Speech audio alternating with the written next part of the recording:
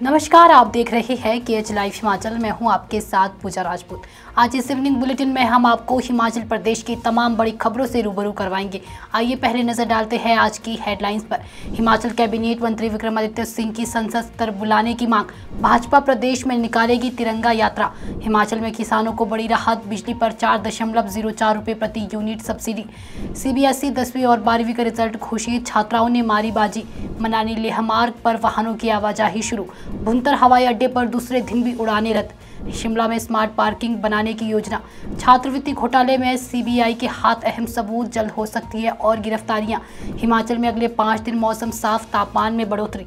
और अब खबरें विस्तार से। हिमाचल प्रदेश के कैबिनेट मंत्री विक्रमादित्य सिंह ने आज शिमला में संसद का विशेष सत्र बुलाने की मांग की है। उन्होंने कहा कि पहलगाम आतंकी हमले के बाद पाकिस्तान में आतंकी ठिकानों पर भारत की कार्रवाई को पूरे देश में समर्थन दे रहा है। मंत्री ने कहा कि इस मुद्दे पर नरेंद्र मोदी के साथ पूरा देश खड़ा है। विक्रमादित्य सिंह ने यह भी कहा कि अमेरिकी राष्ट्रपति के सीज़फायर पर बयान को लेकर कोई स्पष्टता नहीं आई है और इस पर संसद में चर्चा भी जरूरी है। साथ ही विक्रमादित्य सिंह ने तुर्की से सेब की आयात पर रोक लगाने की मांग भी की है, क्योंकि तुर्की ने पाकिस्तान का समर्थन किया है, जिससे हिमाचल के बागवानों को काफी ज्यादा नुकसान हो रहा है। मुख्यमंत्री ने इस मुद्दे को केंद्र सरकार के पास उठाने की अपील की गई है। भाजपा प्रदेश महामंत्री बिहारी लाल शर्मा ने प्रदेश में आयोजित होने जा रही तिरंगा यात्रा का शेड्यूल जारी कर दिया है।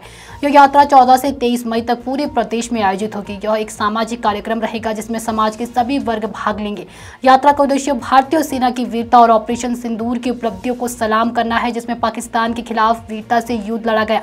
यात्रा में 4 बड़े कार्यक्रम 14 से 17 मई तक शिमला, धर्मशाला, मंडी और हमीरपुर में होंगे।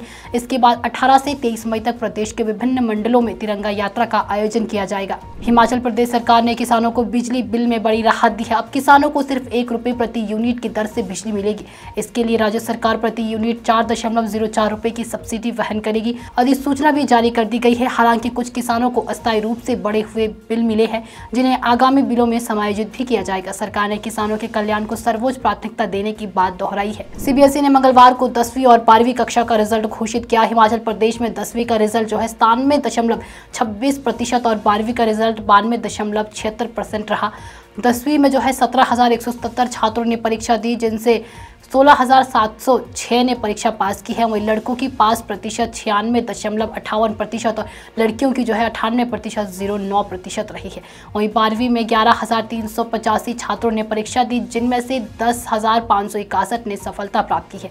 लड़कों की पास प्रतिशत 90.70% और लड़कियों की 95.03% रही है। ओवरऑल हिमाचल के छात्रों का 12वीं का रिजल्ट जो है 92.76% रहा, जो कि पंचकुला रीजन से बेहतर है। मनाली लेह सड़क को 46 दिन की कड़ी मेहनत के बाद यातायात के लिए बहाल कर दिया गया है। सीमा सड़क संगठन ने बर्फ की कई फीट ऊंची दीवारों के बीच से वाहनों की आवाजाही जो है आज शुरू कर दी है। अब पर्यटक दारचा से बारालाचा और सरचू होकर लेह और लद्दाख जा सकेंगे। इस सड़क का उद्घाटन लद्दाख के तेंजिन देचन ने किया। वहीं BRO ने 431 किलोमीटर लंबी इस सामरिक महत्व की सड़क को बहाल करने के लिए 12 मिशनों का इस्तेमाल भी किया और 50 फीट तक ऊंची बर्फ हटाई। इस मार्ग का महत्व कारगिल युद्ध के दौरान भी था और अब यह भारतीय सेना और सैलानियों के लिए सुगम हो गया है।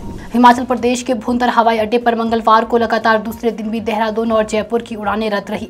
भारत पाकिस्तान तनाव के चलते बंद की गई हवाई सेवाएं सोमवार से बहाल होनी थी, लेकिन सुरक्षा कारणों से उड़ानें नहीं हो सकी। उम्मीद जताई जा रही है कि 1-2 दिन में सभी नियमित उड़ानें शुरू हो जाएगी। शिमला शहर की 12 पार्किंग को स्मार्ट बनाने की योजना अब तैयार है। 1.95 करोड़ रुपए की लागत से इन पार्किंगों में रियल टाइम वाहन उपलब्धता की जानकारी मिलेगी। वहीं 40 कैमरे भी लगाए जाएंगे और एक कंट्रोल सेंटर स्थापित होगा।